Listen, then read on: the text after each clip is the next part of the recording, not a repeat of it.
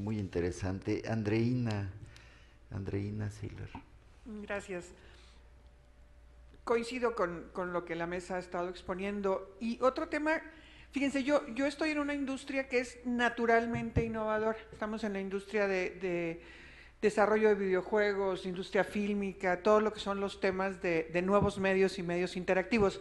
Naturalmente, cada cosa que hacemos es nueva. Entonces somos naturalmente innovadores. Lo que esta industria en particular se ha enfrentado es ya a la última partecita, la parte de que no sabemos cómo comercializar aquello. Tenemos excelentes productos, y los he visto, de diferentes grupos, y fíjense, curiosamente en esta industria, no sé a qué se deba, pero el trabajo en equipo se da más fácil. O sea, como que es mucho más común compartir y reunirse unas empresas con otras para desarrollar algo, porque eso lo he visto que está sucediendo. Entonces, ahí sí me pregunto un poco en el tema de la pregunta específica de cuáles son los elementos para estas políticas públicas. Creo que sí necesariamente tiene que haber una diferenciación de enfoques, porque cada cosa tiene sus requerimientos muy específicos y su importancia muy específica. Por ejemplo, cuando hablamos, hay un proyecto eventualmente va a suceder en alguna parte de México. Podemos llevar a lugares muy alejados, particularmente en Nuevo León está Doctor Arroyo, que es donde me tocó a mí asistir, con jóvenes impresionantemente creativos, no innovadores, creativos. Pero en una charla de media hora nos damos cuenta de la capacidad de innovación que tienen, de creatividad. Ese lugar que no tiene nada de recursos naturales, más que muchachos y muchachas con una alta creatividad, podría ser perfectamente un centro de desarrollo para exportar mano de obra, si ustedes quieren, en un principio, de temas para videojuegos, para modelado en 3D, para mil cosas. Ahí se puede empezar una empresa. Lo que necesitamos es poderla conectar con un mercado. Entonces, donde estos proyectos se nos han detenido es en la conexión con el mercado. Entonces, yo nomás quisiera concretar eso. Creo que en las políticas públicas hay que dividir por los diferentes sectores y necesidades. Creo que hay que impulsar definitivamente el desarrollo disruptivo. Sin embargo, no podemos dejar toda la gran parte que es mejora continua en nuestro país. Y por otro lado están estas industrias que no necesitamos demasiada cosa para que seamos creativas o para trabajar en equipo, pero que sí necesitamos una gran capacidad de conexión con mercados nacionales y globales. Gracias. Gracias, Andreina. También tocas temas cruciales. A veces se producen las innovaciones, pero no sabemos cómo comercializarlos. Y el énfasis en diferenciar las políticas por sector y por región. Leonardo Ríos. Bueno, gracias, un saludo, un abrazo a todos. Me voy a enfocar en dos temas: estímulos fiscales de IDT y integración de las diferentes políticas que tenemos. Estímulos fiscales desaparece en 2007-2008 debido a que se crea una cosa que se llama YETU. Estímulos fiscales no aplicaba contra YETU, era contra ISR. Por lo tanto, Secretaría de Hacienda dice: señores, les vamos a dar el dinero en líquido y adiós estímulos fiscales, pero nos dieron la mitad. De 4.500 bajaron a 2.000, 2.500. México salió perdiendo. Estímulos fiscales de IDT tuvo excesos. Como todo, no era negro, no era blanco, funcionó muy bien, aumentó del 20 al 40% la inversión privada. Esto es de veras extraordinario. Cada año iba aumentando la inversión privada en México del 20 al 40%, gracias a los estímulos fiscales de IDT. Esto lo hizo el Colmex, un estudio científico, detallado, etcétera. Hay otros estudios, si ustedes quieren, un poco más cualitativos del ITAM, del CIDE, etcétera. Pero estímulos fiscales de IDT fue una política pública de 8 años, funcionó muy bien y el gobierno decidió cerrarlo por esta implicación del YETU. Bueno, Habría que retomar, yo creo, estímulos fiscales. Esa debería de ser una de las propuestas de esta mesa, retomar estímulos fiscales. El año pasado, pues tú trabajaste mucho en esto, Juan Pedro, había ya una propuesta concreta, creo que había dos, una de Secretaría de Economía y una de ustedes, pero muy parecidas. Yo creo que sería trabajar un poco en ellas y se podría hacer una propuesta de nuevo a Romero Hicks. Yo iría con Juan Carlos y decir, Juan Carlos, aquí está una propuesta que unifica todas las universidades, la mayoría de las empresas, etcétera, etcétera. Ahora, ¿qué pasaba en el anterior? Aquí en el manual de Oslo ustedes ven que estímulos fiscales apoyaba hasta la introducción al mercado. ¿Qué significa introducción al mercado para una industria automotriz? Y ahí hubo excesos enormes. Debemos de definir hasta dónde se debe de apoyar. Ya lo demás es una decisión de negocio. Debe de haber innovación. Si queremos democratizar, como tú decías, Jesús, la innovación, tiene que haber apoyo para la innovación gradual, o ¿cómo le llamarías? Tú le llamas de mejora continua. Tiene que haber apoyos y exacto, la cotidiana.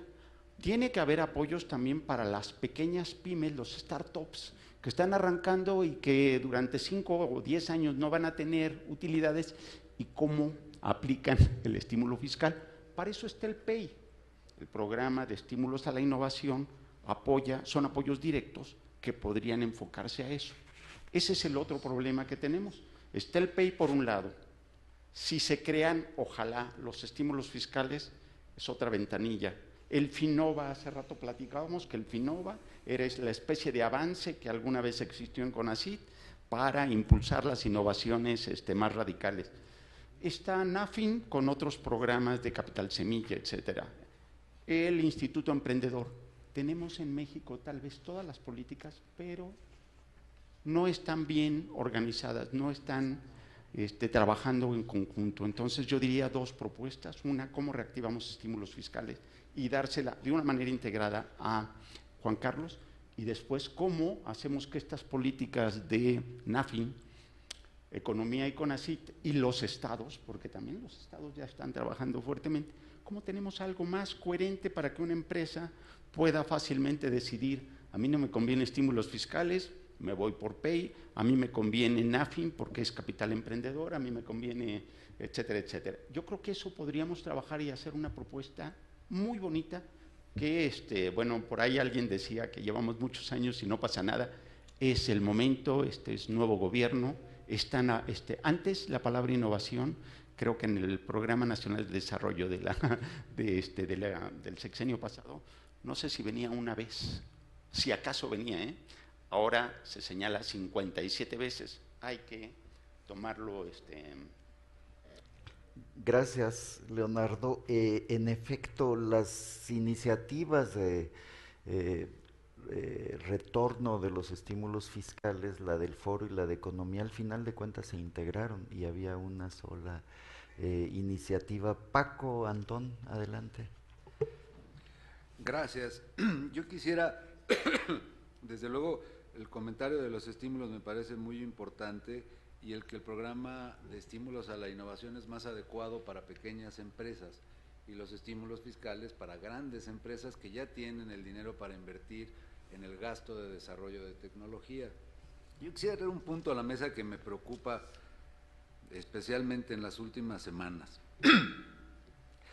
Cuando hablamos de que la innovación es llevar el conocimiento a la práctica, cuando hablamos de que las empresas conocen el mercado, como mencionaste, Juan Pedro, y las universidades tienen el conocimiento técnico, y cuando hemos visto la importancia de promover en México la vinculación y el problema que ha sido adaptar esquemas que existen en otros países para promover el desarrollo de la tecnología y la innovación en México, que cualquier programa que tenemos ha tenido éxito en otros sitios y aquí no. Yo siento que hay un ingrediente que no hemos analizado. O sea, como que tendríamos que bajarnos de la innovación y tener un poquito de humildad en el análisis para darnos cuenta que no tenemos las bases para poderlo lograr. En cualquier país desarrollado existen más doctores y maestros trabajando en el sector productivo que en el sector académico. En México simplemente no hay, y si hay es menos del 1% de gente con posgrado trabajando en el sector productivo. Eso quiere decir que cuando promovemos la vinculación, ¿sí?, la industria, el sector productivo, tiene barreras para asimilar el conocimiento que podría recibir a través de esta vinculación. Entonces, mientras no logremos, ¿sí?, promover que el sector productivo empiece a generar conocimiento, porque tiene un conocimiento de mercado y tiene un conocimiento de su proceso, pero no tiene un conocimiento sobre las bases científico-tecnológicas de las áreas medulares de su producto o proceso. Y es ahí en donde, por otro lado, nos quejamos en México de no tener una buena producción de doctores y maestros.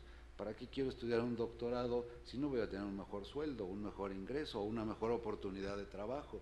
Llego a la industria con mi papel de doctorado, estudié licenciatura, maestría y doctorado y me pagan lo mismo que el que llegó nada más con licenciatura. Entonces yo creo que hay un problema de base que no nos hemos metido a analizar y que nos significa un lastre cuando estamos tratando de llevar a nuestro país a la innovación.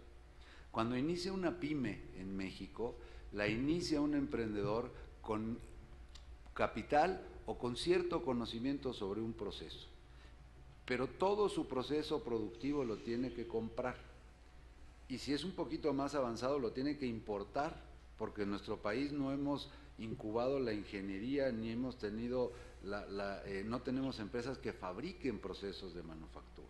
Cuando hablamos de mejorar la capacidad de las empresas, esta implica inversión en capital productivo, en procesos productivos que tienen que ser importados porque no tenemos en México. Ese es un segundo lastre. O sea, no tenemos el conocimiento en el sector productivo, por un lado, y no tenemos la oferta de procesos productivos incubada en nuestro país. Gracias.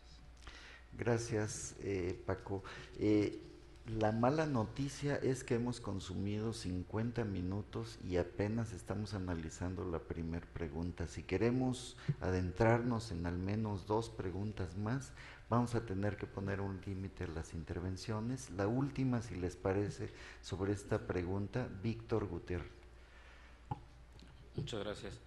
Primero me gustaría el enfoque de arriba hacia abajo.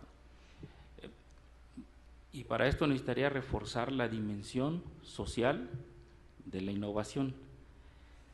Tenemos que reconocer que el modelo generalmente aceptado de prosperidad es aquel que está basado en una sociedad de la información y el conocimiento. Y en este tipo de sociedades la economía es una economía del conocimiento. Y el pilar, estoy bajando, y el pilar más relevante de la economía del conocimiento es el subsistema de innovación. Entonces, para lograr sociedades de la información y el conocimiento necesitamos este pilar, que es el pilar de la innovación. Sin embargo, en el pilar de la innovación encontramos una gran cantidad de programas que pretenden atender esta lógica diversa o democrática que necesita el país, pero que no están bien articuladas. Entonces, sumando un poco los comentarios previos, razono que el principal pecado es la falta de gobernanza entre los diferentes instrumentos, entre las diferentes visiones con respecto a la innovación. Y por otra parte, la necesidad de una continuidad de esta agenda que esta entidad con esta gobernanza defina pudiera llevarnos a una visión de mediano y largo plazo. Hasta aquí suspendo mi intervención en honor al tiempo. Muchas gracias, Víctor. Bueno, la buena noticia es que en realidad las intervenciones han cubierto varias de las preguntas. Hemos avanzado, han sido intervenciones muy propositivas. Me urgen dar una última intervención a Marta Xóchitl Flores. Breve, por favor. Muchas gracias. Yo quiero pedir la palabra porque yo vengo de lo rural y en lo rural periódicamente o sistemáticamente se cometen errores muy fuertes en cuanto a la política pública de apoyo al campo. Uno de los errores es el intervencionismo, el compensar y separar el sectarismo que hay entre un productor y un campesino y un trabajador. Yo creo que es muy importante para nosotros en el cambio comprender que en lo rural se están generando los bienes y servicios fundamentales como es el aire, el agua, los alimentos, y que allí el país es una verdadera escuela donde todos podemos ser maestros y alumnos, y que sí se necesita como fundamental paso reconocer que las políticas deben de basarse en la sustentabilidad, tanto la conexión de la cosmogenia agroecológica como con el desarrollo humano.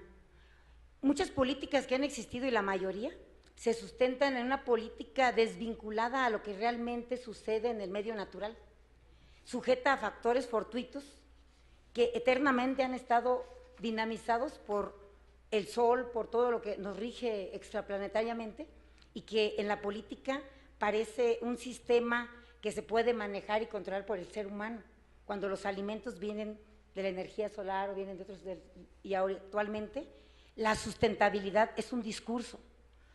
La pobreza, el deterioro de nuestros recursos y la inseguridad que está dominando en la inversión de las empresas en el medio dependen de que esos tres aspectos se han profundizado y no se han tomado en cuenta para todas las políticas.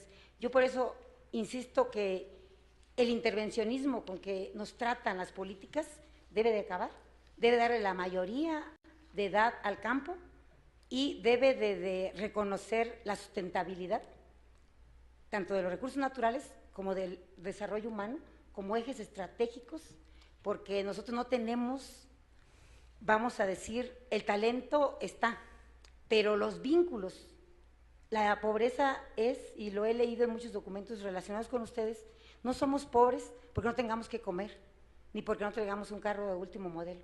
Somos pobres porque hay ignorancia, ¿sí? Y la ignorancia nos hace cometer muchos errores y también perder los valores y la ética. Gracias, Marta. De hecho, Víctor también había enfatizado la necesidad de darle una dimensión social a la innovación. La innovación que solo sirva para aumentar la inequidad de por sí lacerante de nuestro país, pues es dudosa, ¿no? Tenemos que pensar también en la redistribución de la riqueza. Vamos a entrar en la siguiente pregunta. Le pido a Leopoldo Rodríguez que nos haga el planteamiento inicial. Adelante, Polo.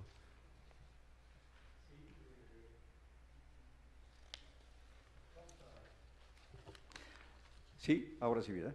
Vamos a tomar la pregunta número 4 de las sugeridas. Dice, si adoptamos una visión de largo plazo, como lo marca el PCITI, ¿cuál es el papel que jugarían los incentivos multianuales y qué nivel de innovación se podría alcanzar con este enfoque?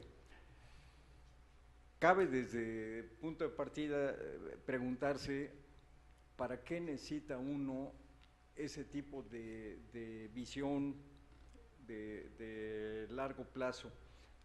Yo creo que hay ejemplos en el mundo que son verdaderamente brillantes. A mí me deslumbra el ejemplo de Corea del Sur, en donde además de todo lo que hacen para fomentar el crecimiento vía innovación en sus actividades económicas tradicionales, en su planeación, que es un ejemplo que deberíamos tomar, tienen planeación, en su planeación destacan mucho. La tercera parte de su planeación de desarrollo se refiere a cultivar lo que llaman los nuevos motores del crecimiento.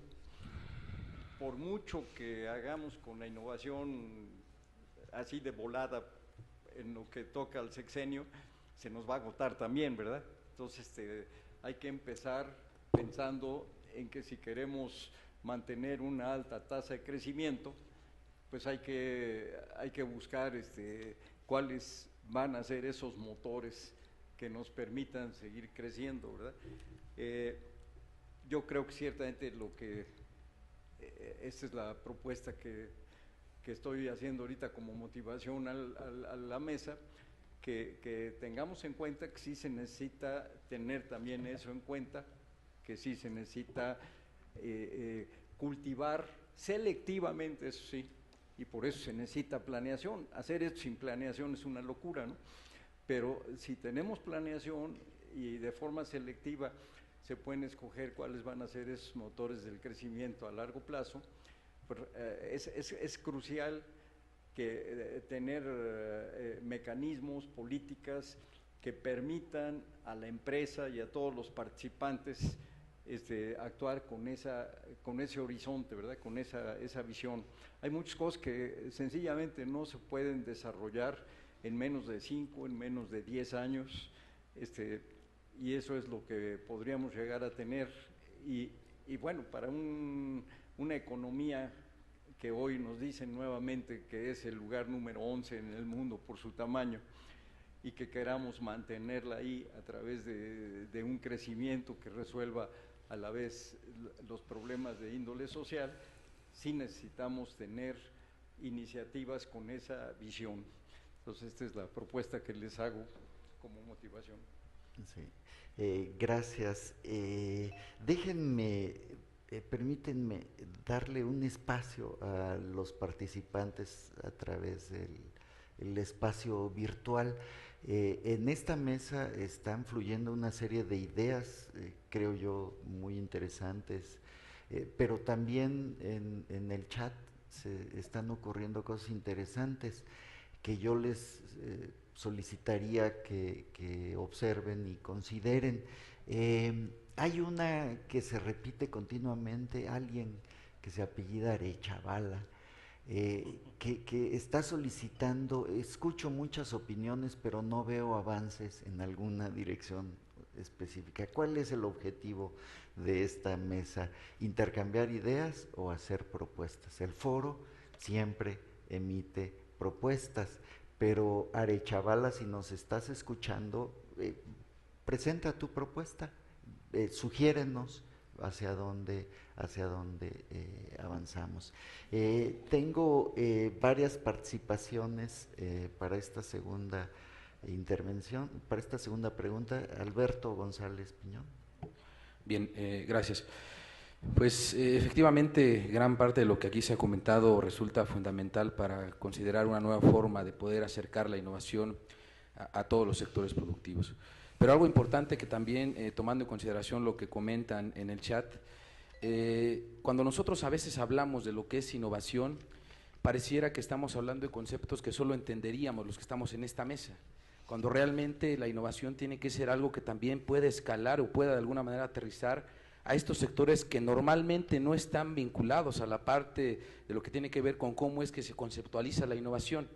Y en este caso las empresas, sobre todo, como lo comentaban, las micro, pequeñas y medianas empresas, normalmente cuando les habla uno de innovación se espantan porque piensan que tienen que hacer una mega inversión, equipamiento, contratación de especialistas, etcétera, etcétera.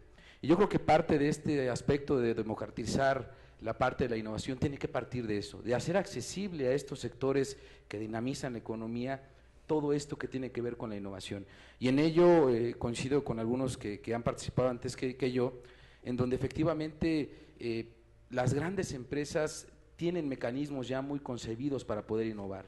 Las que hace falta que puedan acceder a la innovación son las pequeñas y medianas empresas, que efectivamente son las que de manera, vamos a llamarlo irónica, son las que más podrían tener la manera de llegar más rápido a la innovación, porque efectivamente el mover una estructura de una empresa mediana es mucho más fácil que mover una gran estructura de una gran empresa que tiene efectivamente que cambiar todos sus procesos, todo su core business en un momento dado para poder llegar a la innovación. En el caso de las pymes, las micros, es importante llegar a esto. Una cosa más que coincido con lo que comentaban hace un momento, el caso de Israel, el caso por supuesto de Corea, en donde nosotros a diario vivimos en la institución del Politécnico Nacional, de donde vengo ahora, efectivamente hay muchos desarrollos tecnológicos, hay mucha creatividad, eso no nos queda duda, hay gran capacidad creativa, generadora de nuevo conocimiento, de nuevas soluciones, pero efectivamente no hay fondos que puedan financiar esta etapa o este gap o este valle de la muerte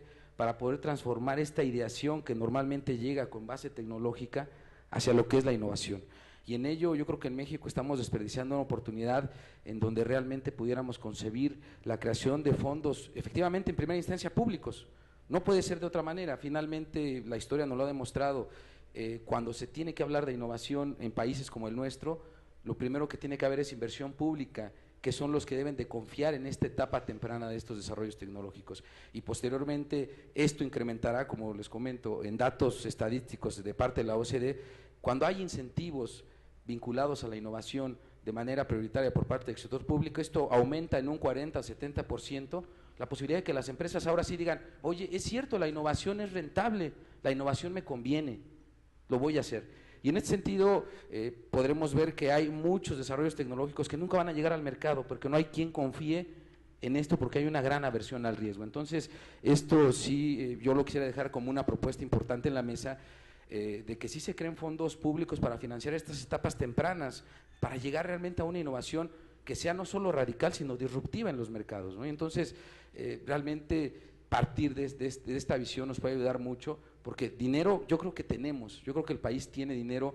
para esto y más, porque finalmente lo hemos visto que está atomizado en miles de programas, pero concentrarlo en lo que realmente tiene valor, yo creo que nos puede ayudar a abrir un poco la brecha, sobre todo para que estas empresas pequeñas y medianas que están dispuestas a innovar, y por supuesto los emprendedores, encuentren un camino, como ya nos lo han mostrado, digo, es decir, es subirnos en pies de gigantes. Israel, Corea, China, Brasil, lo han hecho, podemos hacerlo, finalmente tenemos el talento humano como cualquiera en el mundo, ¿no? Bueno, gracias.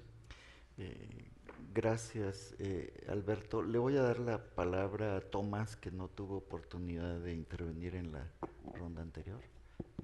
Muchísimas gracias, Juan Pedro. Muy buenos días, tardes a todos. En el tema de la segunda pregunta que se plantea a la mesa, ¿cuáles son los mecanismos de financiamiento público y privado para impulsar las capacidades de innovación? Creo que vale la pena retomar un caso que mencionaba hace un momento Polo, Corea. ¿Sí? Ellos planearon a 30, 40 años y definieron con mucha claridad a dónde querían llegar y con qué contaban. En ese sentido, ahí no fue quizás un ejercicio muy democrático, ¿sí? O sea, dijeron, vamos a esto y vamos, ¿sí? Y todos se abocaron a ese tipo de prioridades. ¿Qué pasa en nuestro país?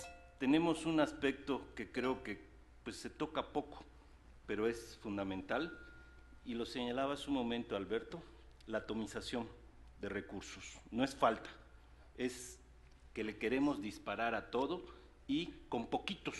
O sea, no disparamos con artillería pesada, disparamos con balas chiquitas, ¿sí? Y creemos que con disparos así de a poquito, ¿sí? Con eso lo vamos a lograr. Y aquí quisiera hacer una propuesta muy concreta. Necesitamos definir esquemas de articulación entre los poderes públicos, ¿sí? Tanto el legislativo, a través del Senado y del Congreso, con todas las capacidades que tiene el Ejecutivo a través de sus secretarías, a través de sus fondos, a través de los diferentes recursos que maneja el Poder Ejecutivo Federal. Y luego nos olvidamos de otro aspecto, ¿cómo coordinas el Poder Ejecutivo Federal con los poderes ejecutivos estatales? ¿Sí? Que ese es otro ámbito del quehacer económico, político y social de México. Casi siempre no terminamos de definir qué le corresponde a quién. O sea, si yo como Ejecutivo Federal soy encargado de todo el país, sí, pero no puedo hacer la tarea del Ejecutivo Estatal. Hay un ámbito en que tienen que atenderlo, y lo vemos, lo vivimos de a diario en este sector. Otro aspecto, junto con esto de definir qué le toca a cada quien, cómo se coordina, cómo nos vamos poniendo de acuerdo, desde luego que está el aspecto empresarial. O sea, sin duda el empresario grande, las transnacionales, las medianas, las pequeñas, si ven que el ecosistema es favorable, invierten, ¿sí? Si bien puede haber recursos de incentivación, capital semilla, pero si ven que les resulta el negocio de innovar, el negocio de generar tecnología, le van a seguir. Entonces, ahí es una propuesta muy concreta, cómo generamos modelos de articulación. Lo otro es distinguir entre leyes y programas. En México somos muy buenos para hacer programas que incentivan, que motivan, que estimulan, pero luego termina un sexenio periodo de gobierno federal y viene otro con otros programas. ¿Qué no podíamos traducir eso en leyes? Tenemos ejemplos de Estados Unidos, de Europa, que por ley, ¿sí?, le dan sustento a los programas y a los fondos, y eso no lo mueve, venga quien venga. O sea, son bienvenidas las iniciativas de incentivar el sector, reestructurarlo, pero necesitamos que nuestros legisladores también hagan su tarea en este tema. Y por último, respondernos, ¿innovar para qué y por qué? O sea, no es innovar por innovar. O sea, la innovación no es un fin, es un medio para lograr algún objetivo específico en algún sector de la actividad económica y en alguna región en particular. Tiene un contexto geográfico muy importante. Muchísimas gracias. Muchas gracias, Tomás.